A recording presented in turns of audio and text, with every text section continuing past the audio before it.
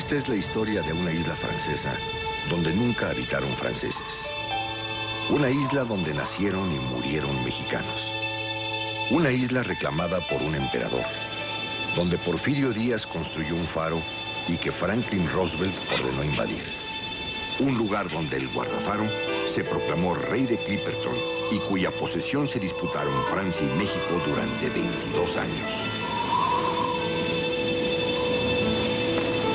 En este documental se expone el origen de la disputa y las razones que llevaron a México a perder la posesión de esa isla olvidada.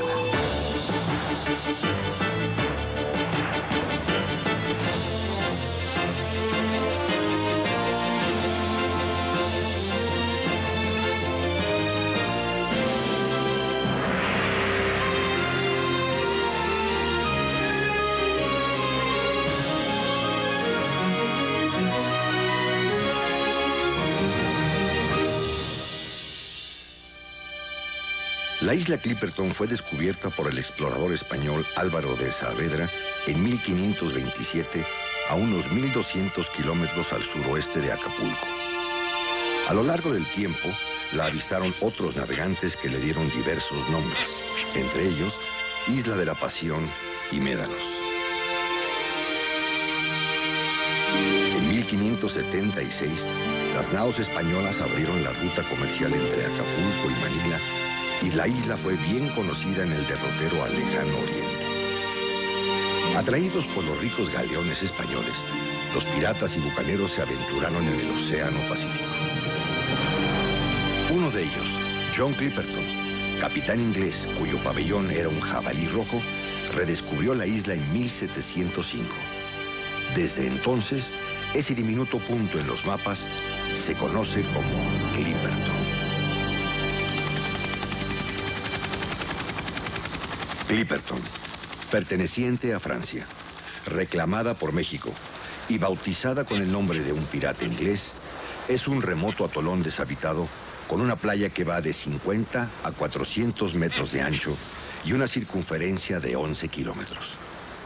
Su salobre laguna se puede bordear en 2 horas y media. No tiene agua dulce. Su vegetación es escasa. Lo rodea un traicionero arrecife de coral y está en el centro de una peligrosa zona de huracanes. Pero por poco atractiva que parezca la isla, grandes naciones y hombres célebres la codiciaron y se la disputaron. Cuanto menos daban, más deseaban poseerla.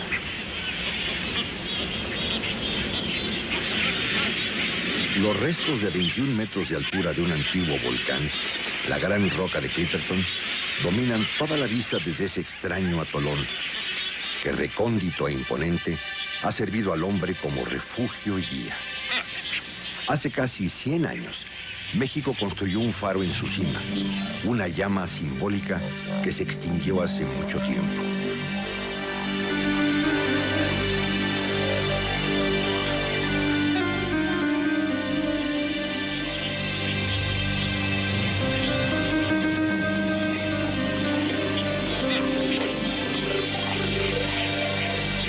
Durante siglos, hombres de muchas naciones treparon a esa roca y todo lo que vieron fue mar y arena. Pero ante sus ojos yacía algo desconocido que podía haberlos hecho ricos.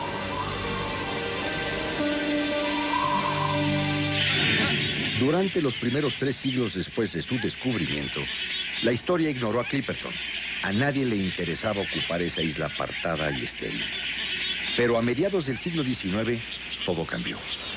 Los exploradores franceses y estadounidenses descubrieron que los pájaros bobos de Clipperton se posaban sobre una fortuna potencial. El guano, un fosfato derivado del excremento petrificado de las aves que había alcanzado mucho valor como fertilizante. Y la isla estaba cubierta de guano. O eso creyeron. En 1858, un comerciante de El Havre pidió licencia al gobierno francés para extraer guano de la isla de Clipperton. Napoleón III, consciente del potencial económico y el valor estratégico de la isla en el Pacífico, ordenó que un oficial naval la reclamara formalmente para Francia.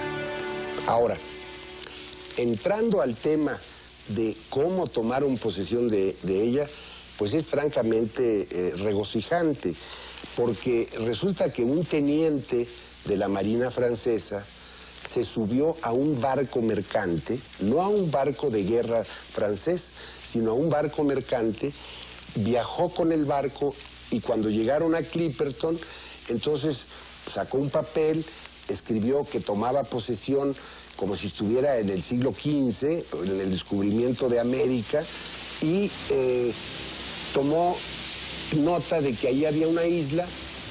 No bajó a la isla, nunca pudieron desembarcar en la isla, y mandó esa acta, la llevó a Hawái, que entonces era un reino todavía, era el reino de Hawái, pero un lugar tan remoto como el más remoto lugar que ahora se pueda imaginar. Por lo tanto, nadie se enteró de esa supuesta toma de posesión, ni Francia, bueno, en la opinión pública francesa jamás se enteró de eso. En épocas posteriores, muchos dudarían que el anuncio en un oscuro periódico, después de una declaración hecha en la cubierta de un navío mercante, sin siquiera poner pie en Clipperton, fuese un reclamo legal. 2 años después, los franceses decidieron que el guano de la isla no valía la pena. Y como nadie más sabía del reclamo francés sobre ella, el camino quedó despejado para los especuladores estadounidenses. Debido a la demanda del fertilizante, Estados Unidos había aprobado una ley que permitía a sus ciudadanos extraerlo de cualquier isla deshabitada que no perteneciera a otro país. En 1893, unos promotores de San Francisco, que buscaban inversionistas, aprovecharon la ocasión y afirmaron que el guano de Clipperton valía $50 millones. Era una locura, pero lograron reunir el capital para enviar a la isla un reducido grupo de mineros. Las condiciones y el negocio fueron difíciles desde el comienzo. El guano era de mala calidad, por lo que debido a sus pocos recursos y la fluctuación de los precios del producto, la compañía de San Francisco apenas podía pagar a sus trabajadores o llevarles provisiones. En ese crítico momento, llegó a la isla John Arundel, un empresario inglés con grandes ideas. Así, en 1897, una compañía inglesa compró los derechos de los estadounidenses, lo cual provocó una gran disputa internacional.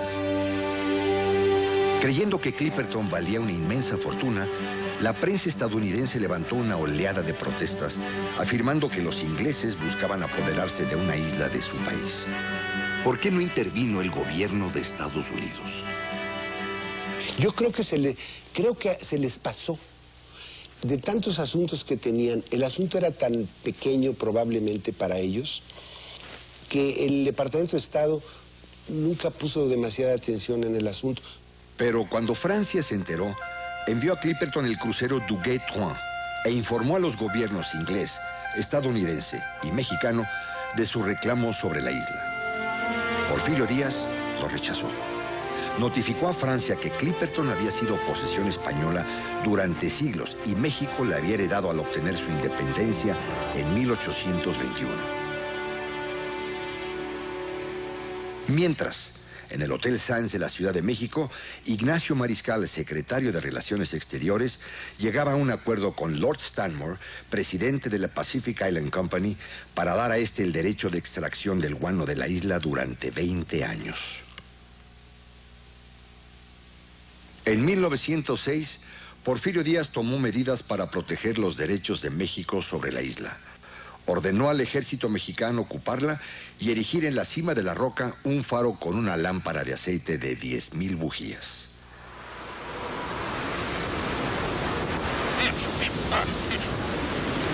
Esperando grandes ganancias, la compañía inglesa construyó un nuevo muelle y una vía corta de ferrocarril en el atolón. Instaló equipo pesado de molienda e hizo venir de San Francisco mineros italianos, japoneses y de otras nacionalidades. En la época de mayor producción, había más de 100 hombres trabajando en la Isla de la Pasión. No obstante, Francia insistía en sus derechos sobre la isla. Y finalmente, en una actitud sorprendente, Porfirio Díaz aceptó someter la disputa al arbitraje del rey de Italia.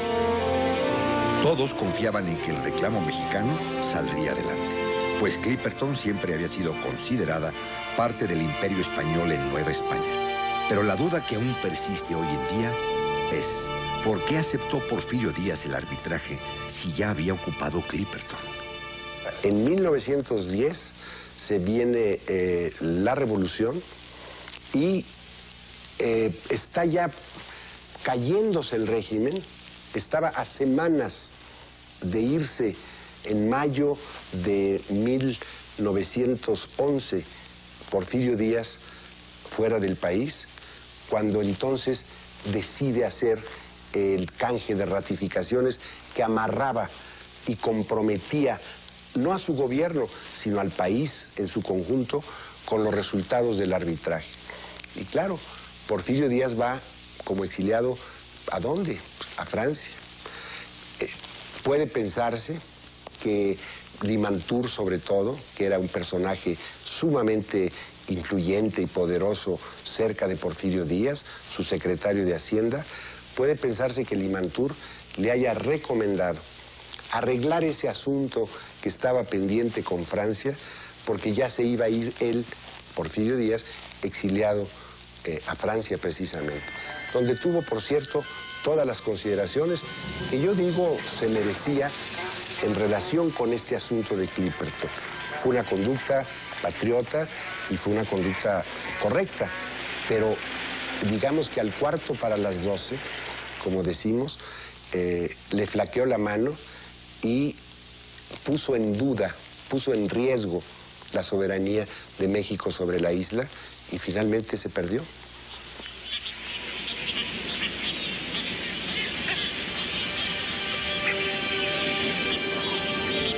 Cuando el ejército mexicano ocupó Clipperton, fue muy cuidadoso al elegir al oficial a cargo. El capitán Ramón Arnaud tenía 29 años, era de Orizaba, muy ambicioso y hablaba francés e inglés. Arnaud, que había estado en servicio en Yucatán y había cumplido una misión secreta en Japón, fue enviado a Clipperton como primer y único comandante de la guarnición. En 1908 regresó a Orizaba. Pidió la mano de su novia, la hermosa Alicia Rovira, y se casaron el 24 de julio.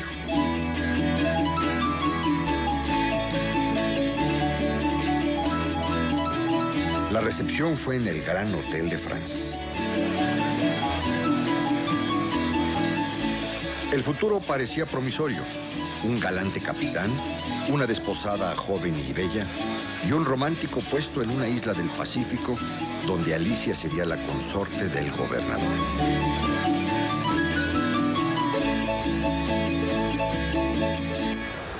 Alicia llegó a Clipperton con un fino ajuar, un gramófono, y tomó su lugar en la reducida comunidad, que incluía soldados, mineros, mujeres y niños.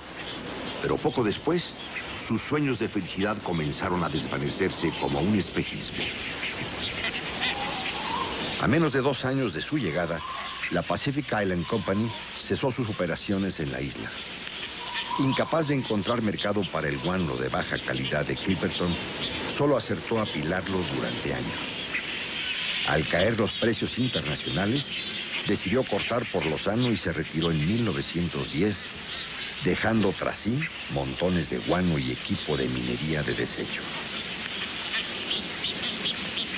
Debido al retiro de los ingleses, el capitán Arnaud se vio obligado a ir nuevamente a México a obtener las provisiones que antes llegaban de San Francisco. En México, la revolución estaba en su apogeo y Arnaud se vio atrapado en la capital mientras las fuerzas revolucionarias bombardeaban el Palacio Nacional.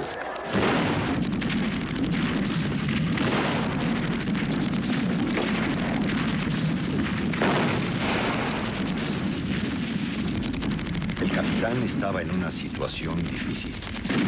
Cuando Francisco I. Madero fue derrocado y asesinado, Arnaud tuvo que tratar con el nuevo gobierno de Victoriano Huerta. Finalmente arregló el envío de provisiones desde Acapulco, pero por ser soldado federal, se le identificaba con el régimen golpista de Huerta. Pero 6 semanas después, las fuerzas revolucionarias capturaron al Tampico, el barco que transportaba las provisiones en el puerto de Topolobampo. En la única batalla naval de la Revolución, el crucero huertista Vicente Guerrero persiguió al Tampico y lo hundió frente a Mazatlán.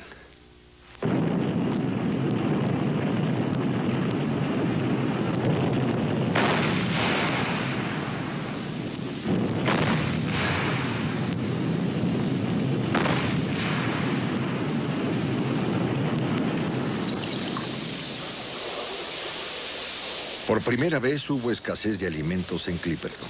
Las provisiones se necesitaban urgentemente, pero la guarnición no sabía que el barco que las transportaba yacía en el fondo del mar, ni que la Primera Guerra Mundial había estallado en Europa.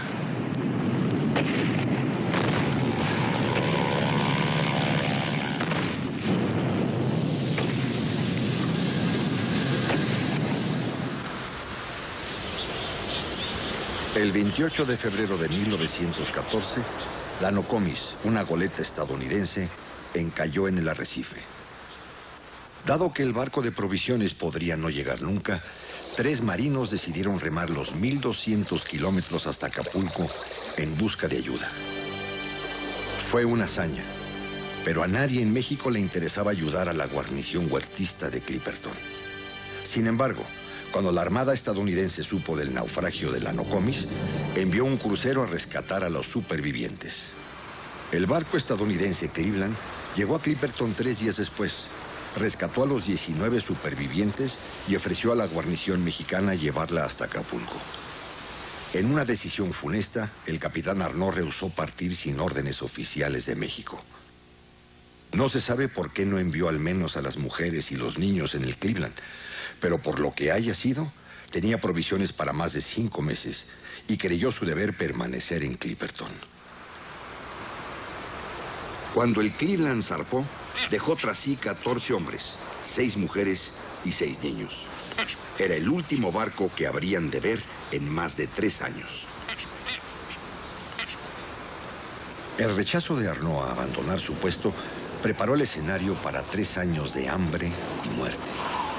Al agotarse las provisiones, la guarnición tuvo que alimentarse de peces, aves y huevos, régimen que apenas aseguraba su subsistencia, y se vio ante un problema inmediato: la salud.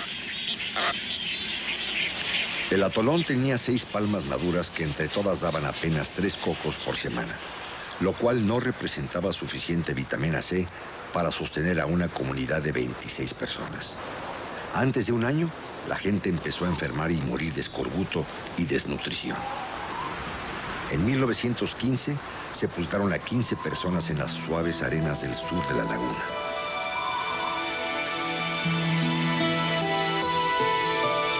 El resto siguió esperando el arribo del barco de México, pero este nunca llegó.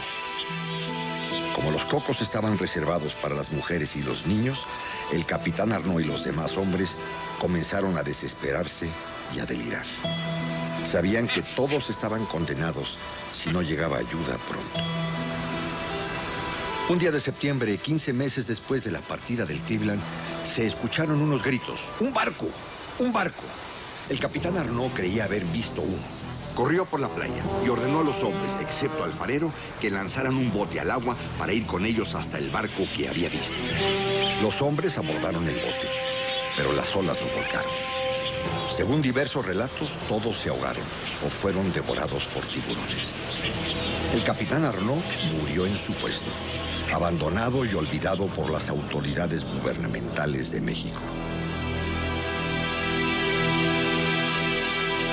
Al morir el capitán Arnaud y los otros soldados, el farero fue el único hombre que quedó con vida en la isla. Su nombre era Victoriano Álvarez y vivía en una choza al pie de la roca. Inmediatamente se proclamó rey de Clipperton y ordenó a una joven de 15 años que fuera a vivir con él. Como la madre protestara, las mató a las 2. El terror duraría casi 2 años. Tomaba una mujer diferente cada vez para que viviera con él. Golpeaba a las que se negaban y amenazaba con matarlas si alguna vez llegaba un barco. La población de Clipperton se redujo a Álvarez, 3 mujeres y 8 niños. por lo que la situación alimenticia se estabilizó. Ya nadie murió de escorbuto, pero la vida era un infierno para las mujeres. Finalmente, según lo dicho por la esposa del capitán Arnaud después de los sucesos, Álvarez le ordenó ir a vivir con él a su choza al pie de la roca. Durante esos 2 años, las mujeres habían hablado a menudo de matar a Álvarez y decidieron actuar cuando llamó a la señora Arnaud. La mañana del 18 de julio de 1917, Alicia Arnaud se dirigió a la roca acompañada por su hijo Ramón, de 9 años, y una mujer llamada Tirsa Rendón.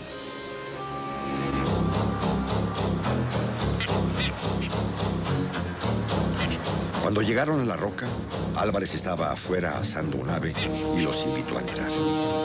Tirsa había ocultado antes un martillo en la choza y a una señal de Alicia se colocó tras Álvarez y lo golpeó en la cabeza. Ramón tomó el rifle del farero y salió corriendo. Tirsa siguió golpeándolo, luego tomó el cuchillo del hombre y lo apuñaló repetidamente. Alicia gritó a Ramón que corriera hasta su casa y llevara gasolina para quemar el cuerpo.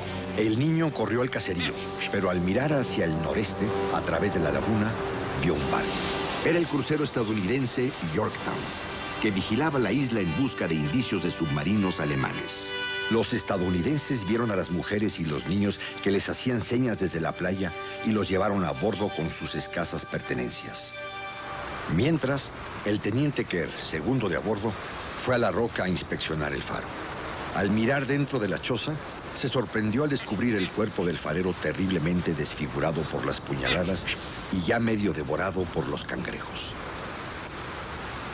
Al principio, las mujeres dijeron que Álvarez había muerto de escorbuto, pero cuando Kerr mencionó el estado del cadáver, confesaron el homicidio y revelaron toda la tragedia. La historia conmovió al capitán Perrell, quien decidió omitir toda mención al homicidio en sus partes oficiales.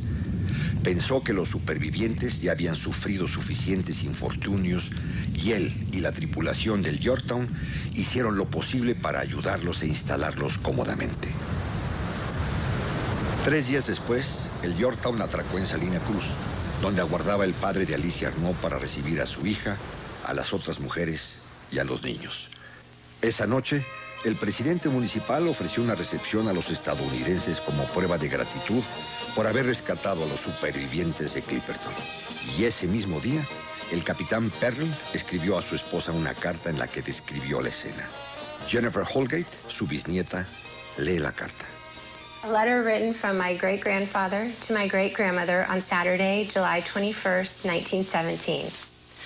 Very soon after we anchored, the port boat came out with the British consul, the captain of the port, and Senor Rivera, the father of Senor de Arnaud. Several of the men broke down and cried like children when they saw the reunion of father and daughter. It was almost as if she had been returned to him from the grave.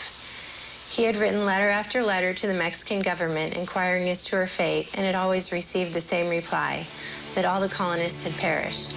On the way out to the ship, Senor Rivera had told the consul that he had never so much regretted his inability to speak English as he had so much wanted to tell us in our own language how grateful he felt for us restoring her to him.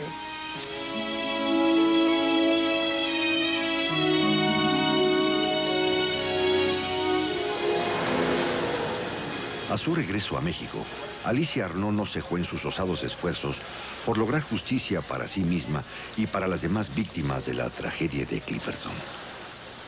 Ya en México, los relatos de los supervivientes de Clipperton sobre lo ocurrido en la isla fueron contradictorios. Unos dijeron que el bote del capitán Arnaud había sido destruido por una mantarraya gigante. Otros, que los hombres habían peleado con el capitán. Con el tiempo, se creó una montaña de mitos en torno a la historia, cada uno más absurdo que el anterior.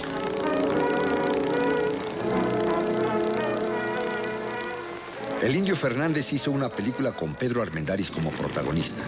En ella, el héroe repele una invasión de Clipperton por la Armada Francesa.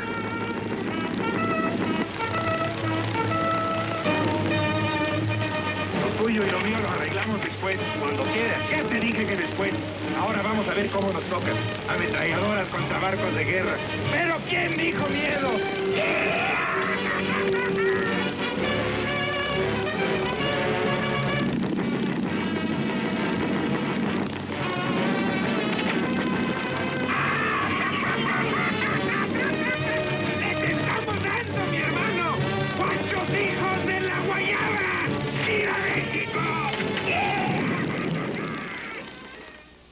Ramón, el hijo del capitán Arnaud, un niño cuando los sucesos, repitió durante el resto de su vida la versión de su madre de la historia e hizo lo que pudo por proteger la reputación de la familia. Repentinamente, después de 22 años, en el Palacio del Quirinal en Roma, el rey de Italia emitió su decisión sobre el arbitraje entre Francia y México. El 8 de enero de 1931, Víctor Manuel III anunció que Clipperton era posesión francesa, pues México no pudo probar que la isla hubiese pertenecido a España.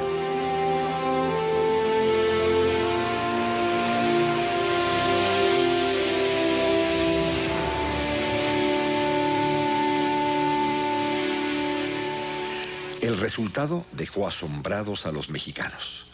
Después de muchas consultas y debates, el gobierno reconoció que la decisión era inapelable y obligatoria. Nada podía hacerse para cambiar el resultado.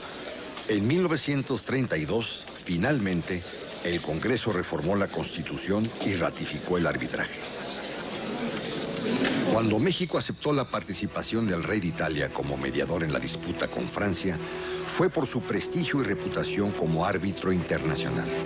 Pero en la época en que anunció su decisión, el rey Víctor Manuel ya había perdido su independencia ante el dictador fascista Benito Mussolini. Para indagar al respecto, consultamos con dos especialistas, un abogado francés y un historiador italiano. Je ne pense pas que la sentence du roi d'Italie ait été inspirée fondamentalement par des motifs politiques, mais ça, c'est aux historiens qu'il faut le demander. Ceci dit, je crois personnellement que le droit, c'est toujours le droit du plus fort. Cioè, in questo momento Mussolini ha tutto l'interesse ad apparire amico della Francia e questo è probabilmente una plausibile ragione per la quale se ci fossero state delle pressioni sarebbero state in favore della Francia e certamente non in favore del Messico, che in questo momento non è certo, non è certo un paese di grande interesse per l'Italia. El argumento más importante de México en el arbitraje fue que Clipperton había sido siempre posesión española hasta la independencia del país y presentó varios mapas para sustentar su argumentación. En busca de la opinión de un experto, consultamos a la cartógrafa en jefe del Museo Naval de Madrid. Los españoles consideraron que este virreinato abarcaba a América del Norte también, por supuesto, aunque toda la parte de Sonora, de California y de la costa noroeste de América, toda esa parte se consideraba que era la extensión natural del virreinato de Nueva España. Y por supuesto se consideraba que toda la parte del Pacífico, de Acapulco, era también dominio español. Aquí nos encontramos en esta carta náutica la isla de Médanos, que probablemente es la isla que luego llamó este pirata inglés Clipperton. Pero desde luego está nominada como Médanos, está en todas las cartas españolas de la época y no cabe duda, además tan cerca de la costa mexicana o de la costa de Nueva España, no cabe duda de que era española y fue siempre española.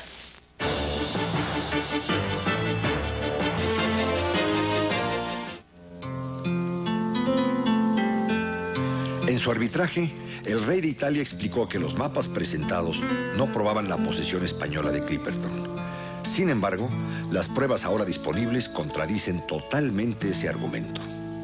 Una justicia demorada es una justicia denegada, decían los romanos. Una justicia que no es expedita no es justicia. En realidad, para cuando se emitió el fallo, habían cambiado tanto las circunstancias.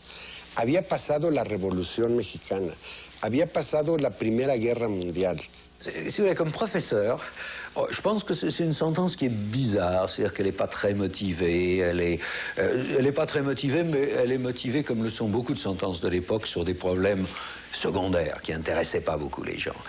Ceci dit, c'est une sentence qui n'est pas très bien motivée, donc si aujourd'hui on me donnait cette sentence, et comme on me disait, vous pouvez la remettre en cause, je trouverais des raisons, notamment sur l'insuffisance de motivation et sur le fait que la présence française à Clipperton a quand même été d'évidence extrêmement faible. El título válido en el derecho internacional contemporáneo es la ocupación, y Francia obvia y manifiestamente nunca ocupó la isla. En cambio, en el caso mexicano, desde finales del siglo XIX hasta el segundo decenio del siglo XX, ocupó físicamente esa isla y por ende tiene mejores títulos que los que pueda reclamar Francia.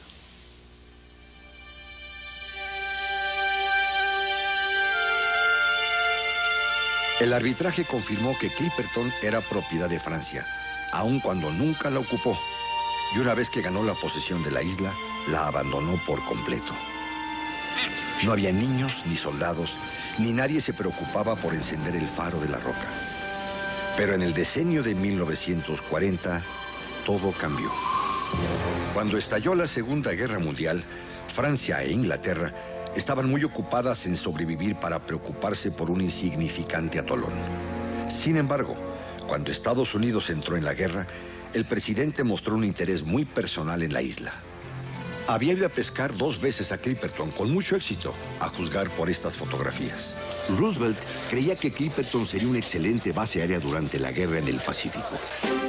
5 meses después, envió a Clipperton al almirante Byrd, famoso explorador del Polo Sur, en una misión secreta de medición.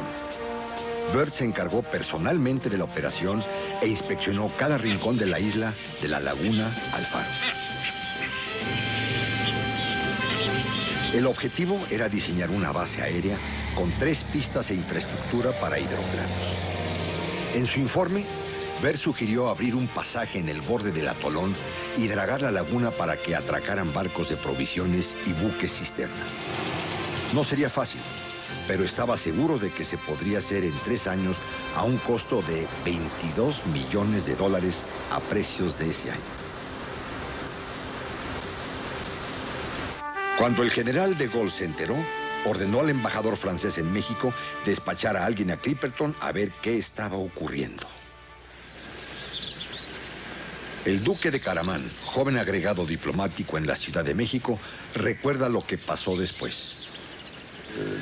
L'ambassadeur était très préoccupé par les événements qui se produisaient en France, et donc il m'avait demandé pour cette raison de m'occuper de cette affaire qui venait d'être signalée, que les Américains avaient débarqué à l'île de Clipperton.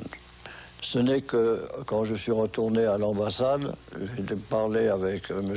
Garraud-Dombasle, mon ambassadeur, qui m'a dit, écoutez, carrément, je crois qu'il est temps que vous preniez des dispositions pour voir si et dans quelles conditions on pourrait envoyer une mission et faire le nécessaire pour mettre le drapeau français, parce que c'est une île qui est effectivement territoire français. C'était purement symbolique. C'est peut-être bien, c'est peut-être mal, mais enfin, de toute façon, c'est pas mal qu'on plante leur drapeau. S'ils veulent planter leur drapeau, pour montrer qu'ils sont encore en possession de l'île et qu'on ne l'oublie pas. Lo que el duque de Caramán no sabía era que, cumpliendo con el trato hecho con Roosevelt, Ávila Camacho ordenó detener a todo el que intentara ir a Clipperton. Et de ce fait, à ce moment-là, nous avons été informés aussi qu'il y avait une interdiction au bâtiment de se rendre à Clipperton. Malgré cela, on a décidé de se rendre, que l'équipage prendrait la mer à telle date. Le jour est arrivé où ils sont descendus à Acapulco, ils sont montés à bord et tout le monde a été arrêté. Et de ce fait, le bâtiment ne pouvait pas se rendre à Clipperton. Charles de Gaulle se ofendió por los actos de sus aliados estadounidenses y británicos, pero no podía hacer mucho para cambiar la situación. En febrero de 1945, Stalin se reunió en Yalta con Churchill y Roosevelt para decidir el futuro del mundo. Parece que para evitar más problemas con De Gaulle, Churchill y Roosevelt acordaron dejar el tema de Clipperton para después de la guerra.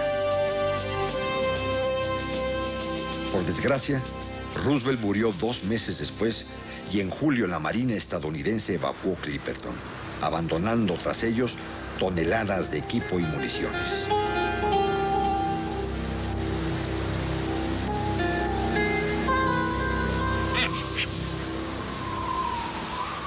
Después de la guerra, Francia reiteró su propiedad sobre la isla, pero hacía mucho que la había cedido a los cangrejos y los pájaros bobos. Nadie reparó el faro y nunca nadie se molestó en recoger los escombros. Único legado del hombre para Clipperton.